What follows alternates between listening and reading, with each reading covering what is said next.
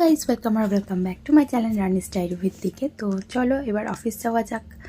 অফিসে এসে সবার ফার্স্টে ফেস ওয়াশ করে নিচ্ছি। ইয়েস, গরমে প্রচুর ঘেমে যাই, যার জন্য এসে সবার ফার্স্ট ফেস ওয়াশটা করে নিই।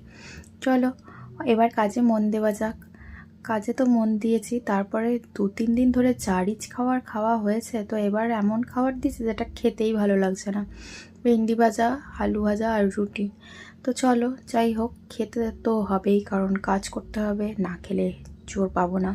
তো যাই হোক খেয়ে নিয়েছি। খেতে তো ভালো লাগছে না, মুখটা দেখে বুঝতেই পারছো। তারপরে এখানে তো বোর হচ্ছিলাম লাইভের শেষে, তারপরে এখানে চেঞ্জ করে নিলাম ঝাপাত করে। এবার বাড়ি যেতে হবে, খিদে পেয়ে গেছে, কি আর করা যায়। চলো এই কাকিমার দোকানটা দেখে আর লোভ সামলাতে না পেরে দুখানা চপ নিয়ে নিলাম, মানে একটা চপ একটা বেগুনি নিয়েছি। তো সবচেয়ে হট সেলিং আমাদের চপ, তো সেটাই খেতে খেতে আমি বন্ধুরা বাড়ি যাই। তোমরা আমার চ্যানেলটাকে লাইক শেয়ার সাবস্ক্রাইব করে আমাকে অনেকটা আনন্দ